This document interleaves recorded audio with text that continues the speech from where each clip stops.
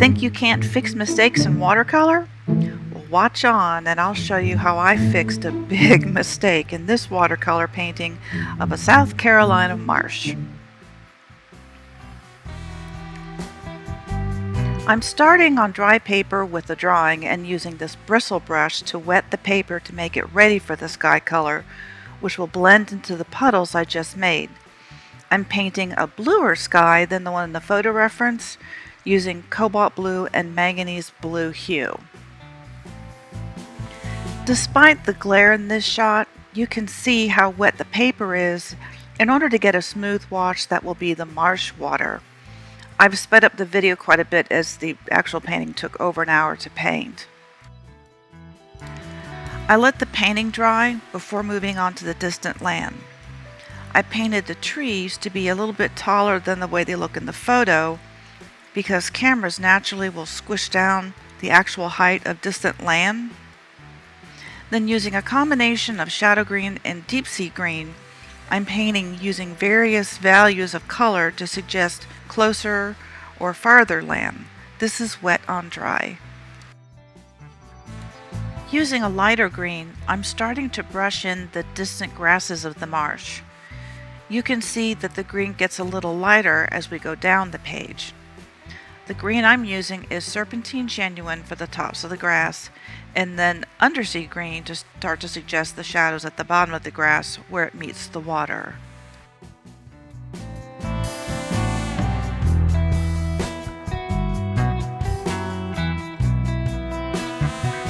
This is wet into wet.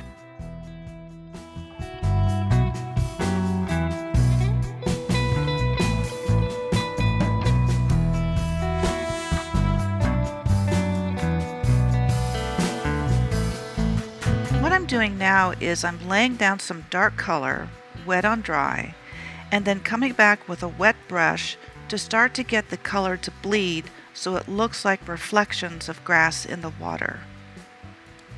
I'm continuing to build the bodies of grassy land using a similar technique. As before, I'm using Serpentine Genuine along with some burnt sienna. As I progress down the page, you can see that I alternate between greens and browns to suggest not only the grasses that are growing above the water, but also their reflections in the marsh water.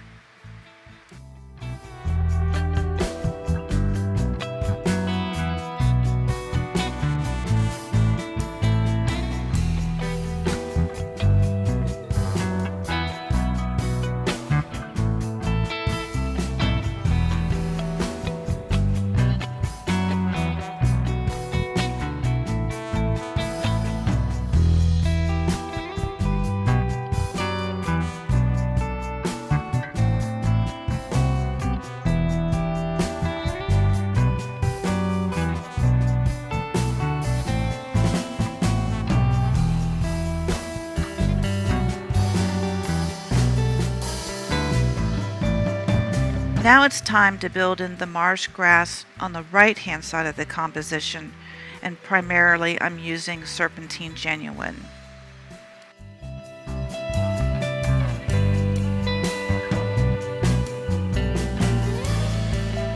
As before, I'm using darker colors to show the bottoms of the grasses as they grow out of the water. Here I'm using not only Serpentine Genuine for the tops of the grasses, but undersea green and shadow green for the shadows.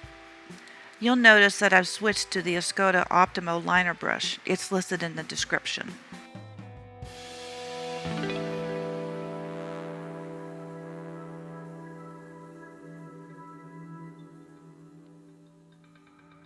Now I'm painting in the grasses that grow away from the more dense body of the grass. If you look at the grasses in the photo, you can see that they grow at a little bit of an angle. If the grass is pointing to the upper left-hand corner of the paper, then the reflection of the blade of grass will be pointing to the bottom left corner of the paper. Make sense?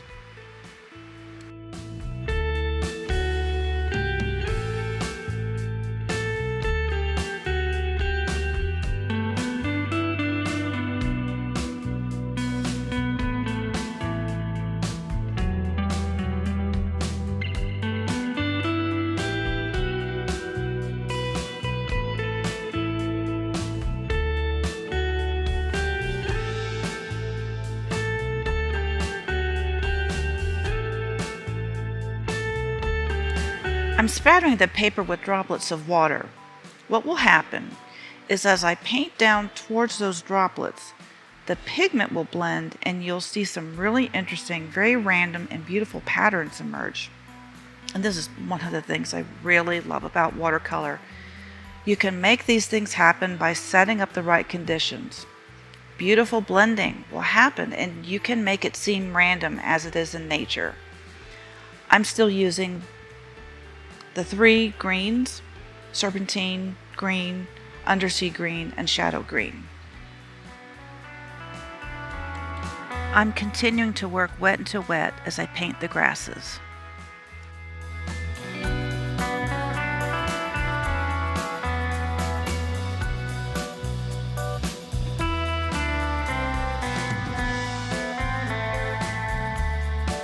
Now I'm spattering paint to help speed up the process. I'm using burnt sienna along with the three greens.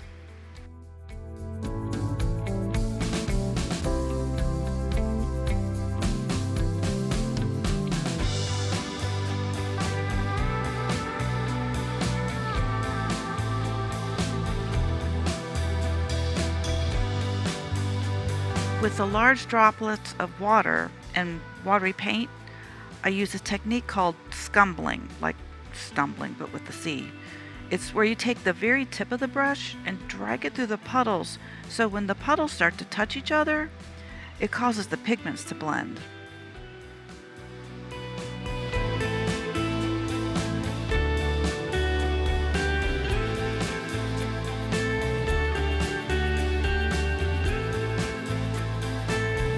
I want to do more spattering, but as you can see from earlier, I managed to spatter dark greens not only on the bright green tops of the marsh grass, but even in the sky.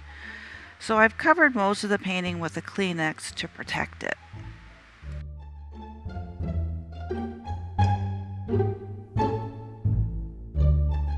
Now we have a close-up of the grasses as we're getting to the very bottom of the page, and it's really nice. You can see all the beautiful ways the colors are blending.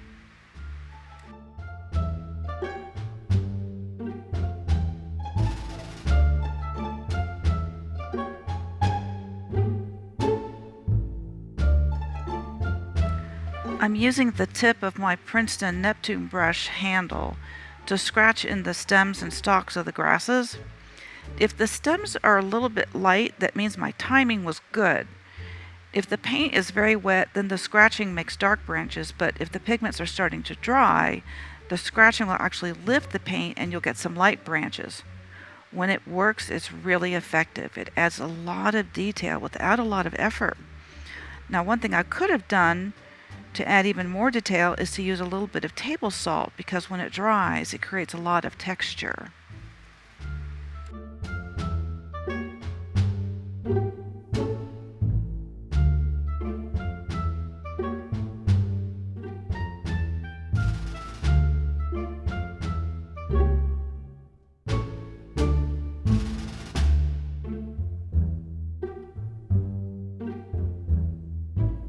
My paint is still wet and in puddles, so I thought I'd take advantage of that and start tilting the paper so that I could get some more blending and distribution of the dark value.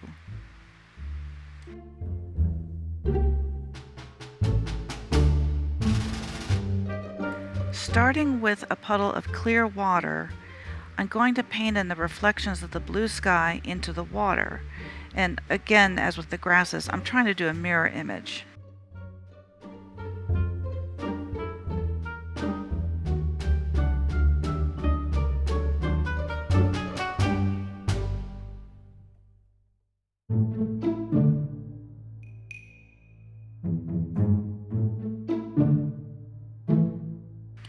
Back down to the foreground grasses, I'm adding a little bit more detail by spattering some yellow paint to suggest some flowers.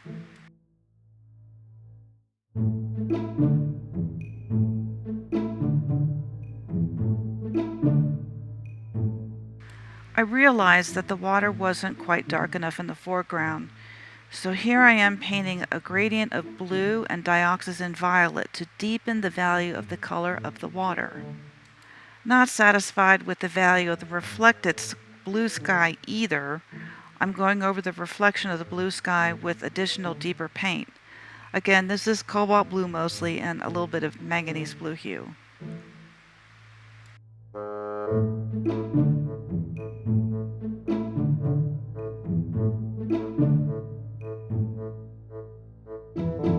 Here is the painting at this point, and this is where I became dissatisfied. I wanted more blue sky than was in the photo, but it just wasn't working for me. And so I decided to do something about it. Fix my mistake. Off camera, I've already scrubbed out the reflection of the blue sky in the water. Now I'm taking a damp Mr. Clean Magic Eraser to scrub out most of the blue sky. This is how the painting looks now, and to me, it's much more balanced. I still have achieved a bluer sky than was in the photo, making it a brighter day in the painting.